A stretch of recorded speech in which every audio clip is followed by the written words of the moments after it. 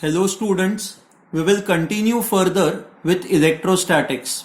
Okay, now in the previous video we had looked at the concept of solid angle and we had seen how to use that concept. Now in this video we will look at one more application of solid angle. Okay, so let's start with it.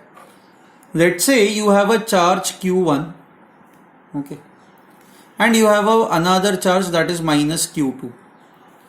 ना हमें ये पता है कि when you have these two types of charges, electric field lines जो होती है वो इस तरह से होती है, यहां से ओरिजिनेट होती है और इस पे खत्म होती है. करेक्ट.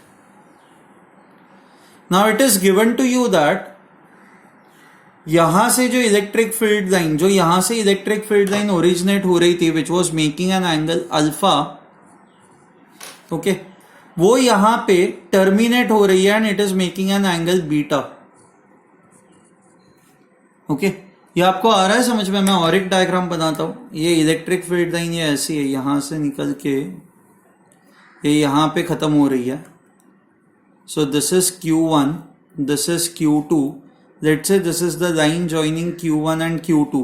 ओके, यहां पे ये जो एंगल क्रिएट हो रहा है that is, let's say this angle is alpha, and यहां पे जब ये टर्मिनेट हो रही है, क्योंकि ये नेगेटिव चार्ज है तो इलेक्ट्रिक फील्ड लाइंस हमेशा नेगेटिव चार्ज पे टर्मिनेट होती है. So let's say this angle is, यहां पे जो ये एंगल क्रिएट हो रहा है दैट इज बीटा. यहां पे ये एंगल ये है.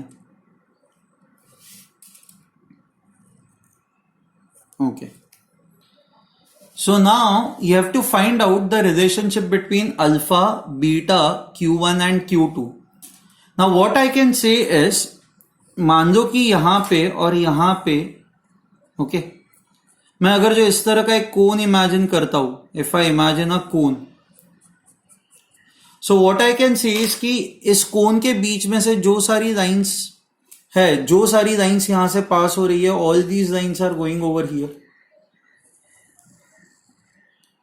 Correct, right? So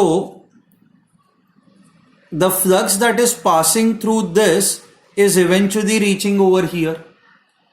correct. तो एक काम करते हैं कि हम लोग ये निकालते हैं कि यहां से कितना फ्लक्स, यहां से कितनी फील्ड लाइंस निकल रही है, how many lines are passing through this part. तो ये तो हम लोगों ने किया हुआ है, ये तो प्रीवियस लेक्चर में ऑलरेडी हम लोगों ने किया हुआ है. Flux passing through this part, let's call this as flux 1. This is equal to, ये जो फॉर्मूला था Q1 by epsilon not 1 minus cos, इस केस में ये अल्फा होगा, divided by 2. So these are this is basically the total flux that is passing through this area, or total flux lines that is passing through this area. Correct? अच्छा, now जितनी flux lines यहां से पास हो रही है वो सारी की सारी फ्लक्स लाइंस जो है वो यहां पे टर्मिनेट हो रही है. Okay, so now I can से दिस, मान लो यहां पे भी मैं एक कोन बनाता हूं एंड इस कोन का जो हाफ एंगल है दैट इज बीटा. तो यहां पे हाउ मेनी फ्लक्स लाइंस, और what is the flux that is passing through this part. Now इस पार्ट से कितना फ्लक्स पास हो रहा है, let's call it as flux 2. So this is equal to charge that is Q2 by epsilon not 1 minus, यहां पे ये half angle आपका बीटा है, so this would become cos beta by 2. आपको ये समझ में आ रहा है? I do it again over here. Okay, यहां से ये फ्लक्स लाइन यहां पे टर्मिनेट हो रही है, तो what I am doing is, मैं यहां पे एक ऐसा कोन बना रहा हूं जिसका हाफ एंगल अल्फा है. सिमिलरली ये फ्लक्स लाइंस यहां पे टर्मिनेट हो रही है, तो यहां पे भी मैं और एक कोन बना रहा हूं जिसका हाफ एंगल जो है, ये जो एंगल है this is beta. And what I am saying is, यहां से जो सारी लाइंस जा रही है, then all the lines which are going over here are eventually coming over here. ये आपको क्वेश्चन में दिया हुआ है. सो यहां से कितना फ्लक्स पास हो रहा है, यहां से जो फ्लक्स पास हो रहा है ये हम लोगों ने ऐसे लिखा हुआ है Q1 by epsilon not 1 minus cos alpha by 2. यहां से कितना फ्लक्स अंदर आ रहा है will depend upon this half angle, that is यहां पे जो चार्ज है that is minus Q2, this is Q1. So Q2 by 2 1 minus cos beta by 2. मैं माइनस साइन इसलिए नहीं दे रहा क्योंकि माइनस बस ये रिप्रेजेंट करेगा फील्ड लाइंस जो है वो इस तरह से अंदर आ रही है, ठीक है। Now we know that number of field lines which are originating from this part are terminating over here. So जितनी फील्ड लाइंस यहां से पास हो रही है उतनी सारी की सारी फील्ड लाइंस यहां पे खत्म भी हो रही है। तो जितनी लाइंस यहां से जा रही है उतनी सारी लाइंस यहां से भी जा रही है। तो आई कैन से flux through this part should be equal to the flux through this part. So I can write flux through phi 1 should be equal to phi 2. So if I equate the two, I'll get this as q1 epsilon and 2 epsilon naught cut हो जाएगा q1 by q2. This will be equal to 1 minus cos beta divided by 1 minus cos alpha. This is what you would get. So this is the relationship between alpha, beta, q1 and q2. ठीक है. So if the angles are given to you, q1 is given to you, you can find out q2. आपको चार में से कोई भी तीन चीजें पता हो तो आप चौथी चीज जो है वो फाइंड आउट कर सकते हो. I hope this is clear to you. इसमें कोई डाउट नहीं है आपको. ओके, आई से कि अगर जो आपको डाउट हो तो please rewind this and play this again. Now I'll go on to the next case, next application over here. Okay, now we will look at electrostatic energy stored in the region or in the space. So मान लो कि you have a sphere, okay? ये इस तरह से charged sphere है, okay? Let's assume that it is a metal sphere. तो जो charge है वो surface पे stored होगा. Okay. ना हम लोगों ने ये पढ़ा हुआ है कि अगर जो किसी भी रीजन में इलेक्ट्रिक फील्ड है तो उस रीजन में energy density is given by energy density is basically energy upon volume. Energy upon volume, इसको हम लोग du by dv लिख सकते हैं. du by dv, this is equal to half epsilon naught into E square. यह formula हम लोगों ने डिराइव किया था एनर्जी डेंसिटी का, where E is the electric field. Okay, now we know this कि ये अगर जो आपका मेटल स्पीयर है, let's say this is your metal sphere, तो मेटल स्पीयर के अंदर electric field is zero because electric field inside the conductor is zero. तो electric field inside the conductor is zero, तो अंदर जो एनर्जी स्टोर्ड होगी that will be zero. Energy stored inside the metallic conductor, inside the metallic sphere is zero. ठीक है. अच्छा, but बाहर, इसके बाहर अगर जो आप देखोगे तो बाहर इलेक्ट्रिक फील्ड जीरो नहीं है ना. अगर जो इसके बाहर आपको किसी भी पॉइंट पे, पॉइंट पी पे अगर जो आपको इलेक्ट्रिक फील्ड फाइंड आउट करनी है तो आप इलेक्ट्रिक फील्ड कैसे फाइंड आउट करोगे? Electric field at point P, let's say if this point is at a distance are,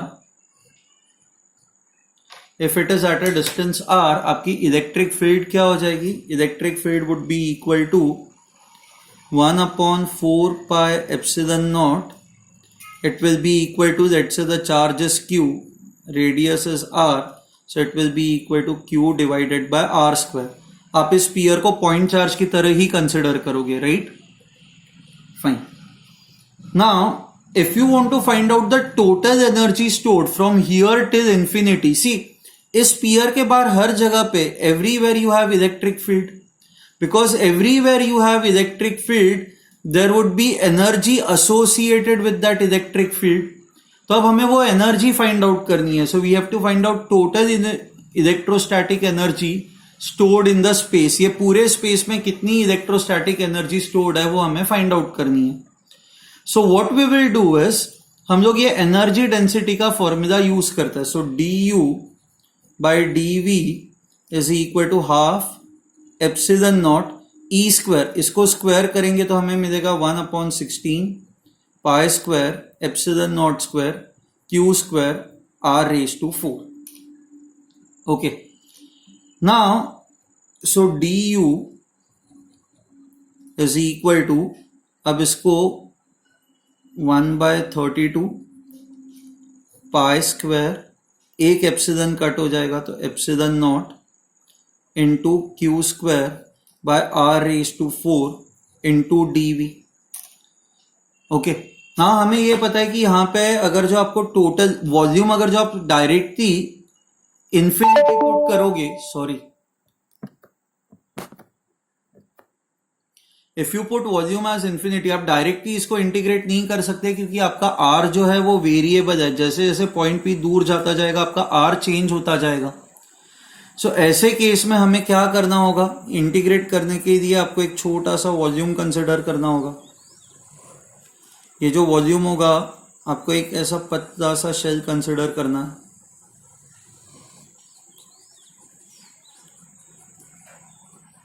okay, the thickness of this shell is dr. Okay, so what will be the volume of this sphere? इस sphere का जो volume है dv, that will be equal to 4 pi r square, ये जो thin shell है इसका volume हो जाएगा 4 pi r square dr. So du now would become equal to 1/32 pi square epsilon naught q square upon r raised to 4 pi r square into dr. सो हम क्या कर रहे हैं कि इस छोटे से रीजन में कितनी एनर्जी स्टोर्ड है वो कैलकुलेट कर रहे हैं एंड फिर हम इसको सीधा इंटीग्रेट कर देंगे।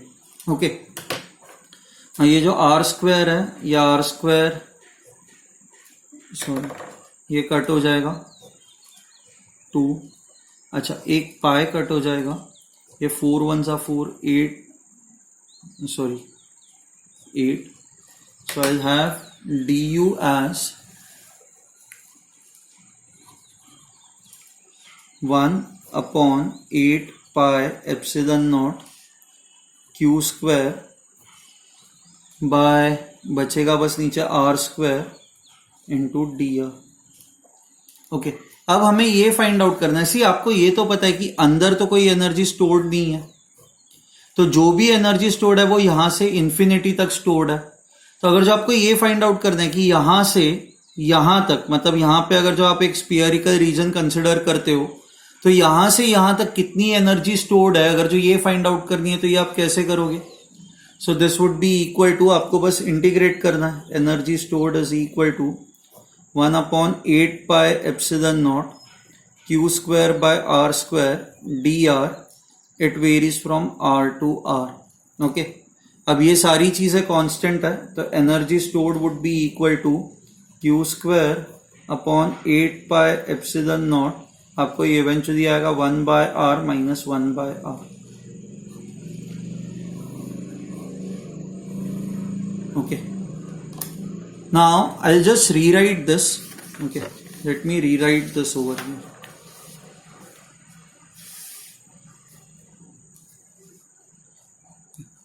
So let's say if you have a sphere,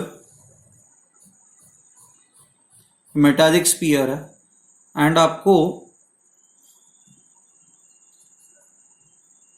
इस रीजन में आपको एनर्जी स्टोर्ड फाइंड आउट करनी है, to find energy stored in this region.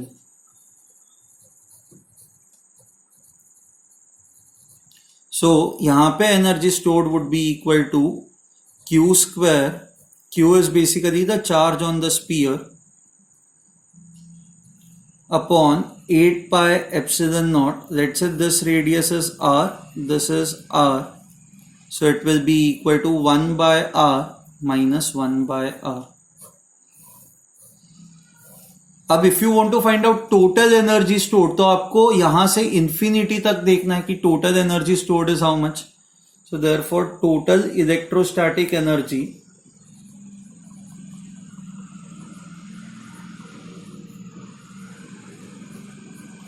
stored in the space due to charged metallic sphere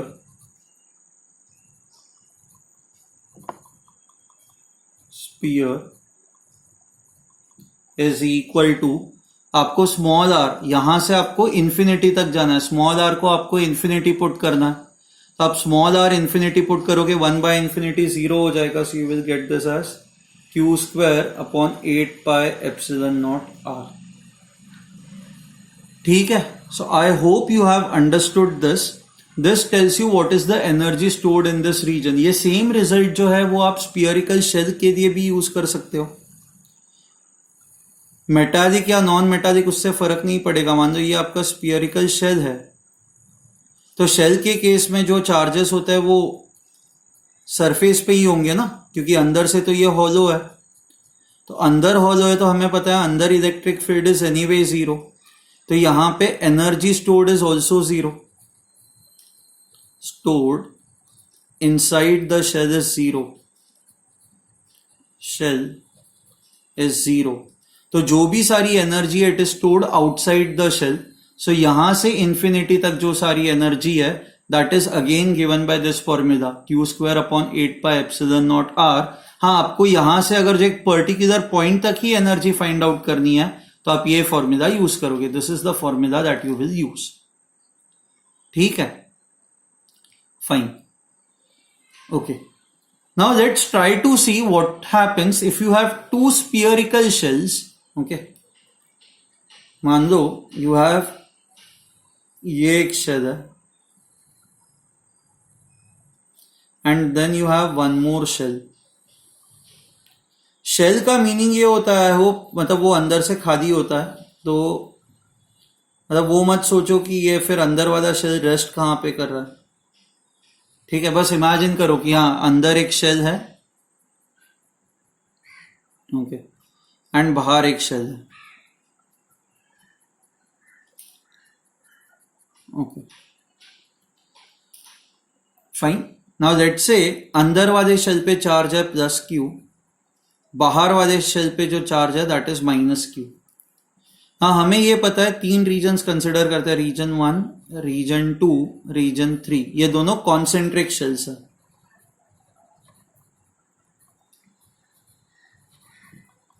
ठीक है, ना यहां पे electric field in region 1 is 0, क्योंकि अंदर कोई चार्ज ही नहीं है। तो गॉस लॉ से हम लोग प्रूव कर सकते हैं कि यहां पे इलेक्ट्रिक फील्ड 0 है। ओके, यहां पे इलेक्ट्रिक फील्ड 0 है, so this is about region 1। So therefore I can write energy stored is 0. Stored is equal to 0 in this region. Now let's talk about region 3. Okay. Now region 3 पे किसी भी point पे अगर जो आपको electric field find out करनी है, तो यहां पे अगर जो आप कोई भी पॉइंट कंसिडर करोगे तो ये इस शेल के बाहर है। तो आप इस शेल को किससे रिप्लेस करोगे? You will replace this shell by a point charge which is located at a center +q। अच्छा, ये वाला पॉइंट ये बाहर वाले शेल से भी बाहर है, तो आप बाहर वाले शेल को भी किससे रिप्लेस करोगे? You will also replace it by a point charge जिसकी वैल्यू है -q and located over here. अब एक ही पॉइंट पे +q और -q लोकेट होंगे तो क्या करेंगे? एक दूसरे को ये न्यूट्रलाइज कर देंगे। आपका नेट चार्ज कितना हो जाएगा इन this case? Your net charge would then become 0. So if net charge becomes 0, electric field at point 3 would also become 0. So I hope you have understood this. Okay. Any point which is in region 3, उन points के लिए इस shell को और इस shell को आप point charge से replace कर सकते हो। So अभी आपका situation ऐसा होगा ना, एक ही जगह पे +q भी है एंड एक ही जगह पे -q भी है। ओके, एंड यहां पे आपको एक पॉइंट पे इलेक्ट्रिक फील्ड, यहां पे इलेक्ट्रिक फील्ड फाइंड आउट करनी है एट अ डिस्टेंस r। क्या होगा? +q वाला इलेक्ट्रिक फील्ड ये डायरेक्शन में क्रिएट करेगा विच इज 1/4πε0 q/r²। अच्छा, -q वाला जो है वो यहाँ पे इलेक्ट्रिक फील्ड जो है वो अपनी तरफ ये क्रिएट करेगा। It will be equal to 1/4πε0 q/r²। अब ये दो वेक्टर्स एक दूसरे को कैंसल आउट कर देंगे तो बाहर इलेक्ट्रिक फील्ड कितनी हो जाएगी? 0। सो I can say in region 3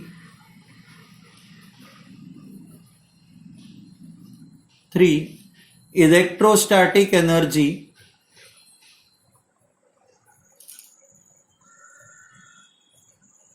is zero because electric field is zero. Field is zero. So when you have this kind of a charge configuration, charge distribution, यहां पे भी एनर्जी स्टोर्ड जीरो है, यहां पे भी एनर्जी स्टोर्ड जीरो है, तो इसका मतलब सारी एनर्जी स्टोर्ड कहां पे है? सारी एनर्जी जो स्टोर्ड है वो इस रीजन में। सो आपने एनर्जी को कन्फाइन कर दिया ना यहां पे क्या हो रहा था? यहां पे एनर्जी यहां से इंफिनिटी तक सारे इसमें स्प्रेड आउट थी, ओके। बट यहां पे जैसे ही आपका चार्ज कन्फिग्रेशन ऐसा हो जाता है, सारी की सारी एनर्जी जो है वो इस रीजन में कन्फाइन हो जाती है, इस रीजन में वो स्टोर हो जाती है। तो how much would be the energy stored in this region? इस रीजन में कितनी एनर्जी स्टोर्ड होगी? सी, इस रीजन के अंदर ये वाला शेल तो कोई इलेक्ट्रिक फील्ड प्रोड्यूस कर नहीं सकता, क्योंकि यहां पे पॉइंट 2, रीजन 2 में आप कोई भी पॉइंट कंसिडर करो, ये बाहर वाले शेल के लिए ये इंटरनल पॉइंट हो जाता है। So I can write any point in region 2 is an interior point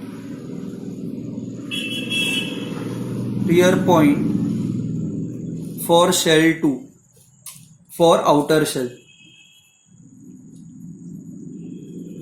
Therefore it does not contribute to electric field.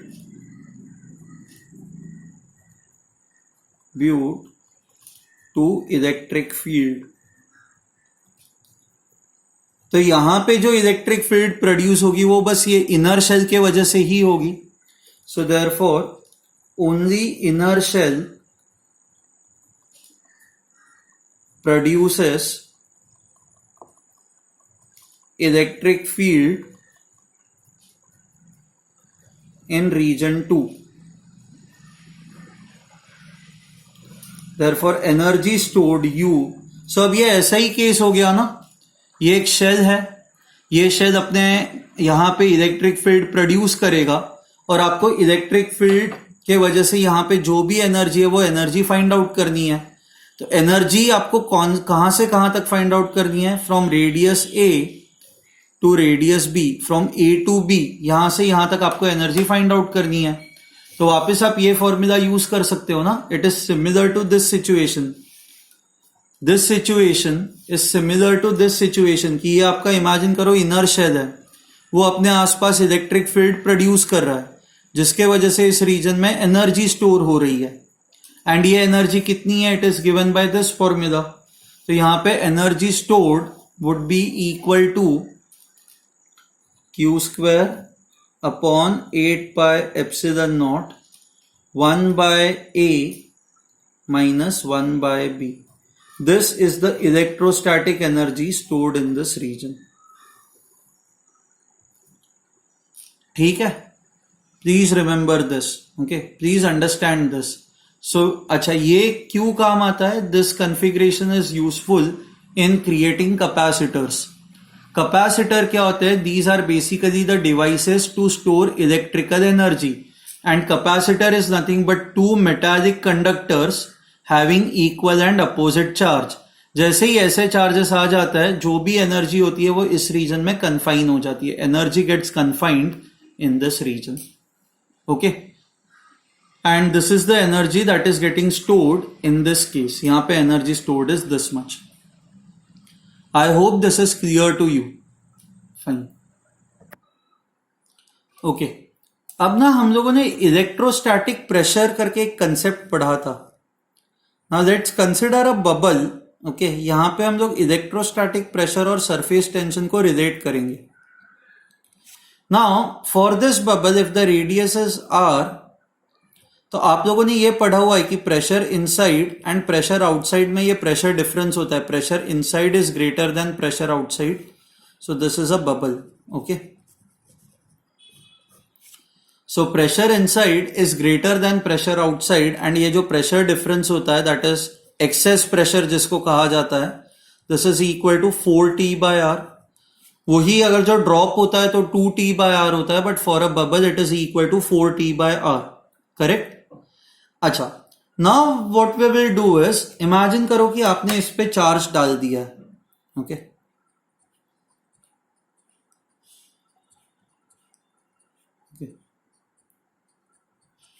Now charge डालने के वजह से क्या होगा कि आपको ये पता है कि ये चार्जेस एक दूसरे को रिपेल करेंगे, तो this bubble will have a tendency to expand, इसकी टेंडेंसी होगी एक्सपांड करने की। सो अब बबल के केस में ऐसा कुछ होगा, it will have a larger size.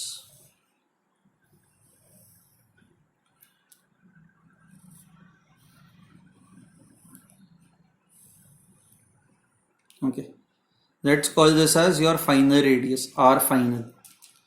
Okay, ना इस पे जो आप लोगों ने चार्ज डाला हुआ है, लेट्स से the surface charge density is sigma. Okay, the change in the size of the bubble is not much, बहुत ज्यादा बबल की साइज चेंज होगी ऐसा नहीं है, बस बबल जो ये थोड़ा सा एक्सपांड करेगा। ओके, ना हमें ये पता है कि बाहर के साइड पे प्रेशर, ये जो प्रेशर है ये बाहर के साइड पे लगता है, इलेक्ट्रोस्टैटिक प्रेशर जो है वो। सो लेट्स से एयर जो अंदर है, एयर का प्रेशर है P, let's call this as P2। Okay, बाहर का जो आपका प्रेशर है वो एज इट इज रहेगा P0। अच्छा, एंड ये जो इलेक्ट्रोस्टैटिक प्रेशर है, electrostatic pressure we have studied this electrostatic pressure,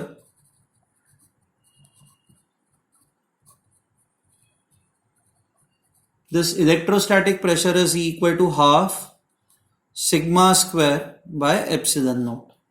Okay, and this is outwards, क्योंकि ये पॉजिटिव चार्जेस एक दूसरे को रिपेल करेंगे, सो दिस इज आउटवर्ड्स। अब हम लोग एक्सेस प्रेशर फाइंड आउट करते हैं, तो how much would be your excess pressure? This was initial excess pressure, final excess pressure. So total outward pressure कितना है? एक तो अंदर से जो प्रेशर लग रहा है दैट इज P2, प्लस ये इलेक्ट्रोस्टैटिक प्रेशर भी बाहर की तरफ लग रहा है, so that is half sigma square by epsilon naught minus your outer pressure that is P naught. This should be equal to 4T by R final, correct. Now let's see how much P2 is. Okay, P1 and P2, let's call P initial as P1, तो ये P1 था, and फिर finally यहां पे ये volume expand हुआ है, तो यहां पे प्रेशर कम हो चुका होगा। So let's try to find out P2। So P1 कितना होगा?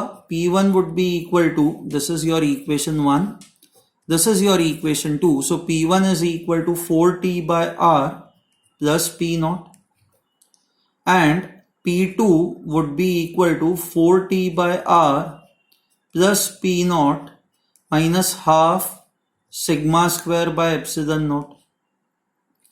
So ये आया है from equation 1 and this is from equation 2. ठीक है, इसको यूज करके we have found this. Now if during this entire process let's say temperature is constant, temperature is constant, ये गिवन है, मान लो it is given to you, if the temperature is constant. अच्छा, amount of gas is not going out, तो जितना gas trapped है gas उतना ही है, so number of moles is also constant. So N और T कांस्टेंट है, आप बॉयल्स लॉ लगा सकते हो, तो P into V should be constant. So I can write P1 into V1 is equal to P2 into V2। So P1 is this much, 4T by R plus P naught. V1 is basically your initial volume, that is 4 by 3 pi R cube. P2 would become equal to 4T by R plus P naught minus half sigma square by epsilon naught. अच्छा, R final can be written as 4 by 3 pi R plus delta R the whole cube. Delta R is basically the increase in radius. Okay. अब इसको आप solve कर सकते हो। आप, how can we solve this? I can write this as 4T by R plus P naught into 4 by 3 pi R cube this is equal to 4t by r plus p naught minus half sigma square by epsilon naught into 4 by 3 pi. यहां से आप r cube बाहर निकालो तो this will be 1 plus delta r by r the whole cube. Okay अब ये 4 by 3 pi r cube 4 by 3 pi r cube ये cut हो जाएगा. एंड हम लोग ये मान ही रहे कि ये जो इंक्रीज है ये बहुत ज्यादा नहीं है, क्योंकि हम लोग ये मान रहे कि ये जो electrostatic pressure it is not very very large. So in this case this would now become equal to 4t by r plus p naught is equal to 4t by r plus p naught minus half sigma square by epsilon naught into 1 plus ये अंदर आ जाएगा 3 delta r by r. Because this is small as compare to this, तो आप 3 अंदर देके आ सकते हो एंड इसको आप सॉल्व करोगे तो you can find out delta r. आप ये फाइंड आउट कर सकते हो how much the radius has change. ठीक है. अच्छा, one final thing, one small thing and then we will end this lecture. Okay, अच्छा मान लो आपके पास ऐसा सरफेस है एंड वो यहाँ पे एक सॉलिड एंगल सबटेंड कर रहा है, तो ये आप कैसे करोगे? आप ये सरफेस के पेरीमीटर पॉइंट्स को ज्वाइन कर दोगे. Now if you see over here, ये जो लाइन है ये ऐसी है, बट ये सरफेस का जो सरफेस एरिया है वो ऐसा है. So this is I will say normal to the surface. Now in this case I will say that this surface, अच्छा इट इज नॉट नॉर्मल. ये पॉइंट और इसको ज्वाइन करने वाली लाइन ये है, बट ये वाला जो आपका सरफेस है ये टेढ़ा है थोड़ा, यहाँ पे एंगल थीटा क्रिएट हो रहा है. तो आप यहाँ पे आप सॉलिड एंगल कैसे क्रिएट करोगे और how will you find out solid angle? So if this distance is r, if this is r, you will calculate solid angle as, आप इसका एक परपेंडिकुलर कंपोनेंट लोगे ये ऐसे, जो इस लाइन को परपेंडिकुलर हो. And you can see that if this is s, ये हो जाएगा s cos theta.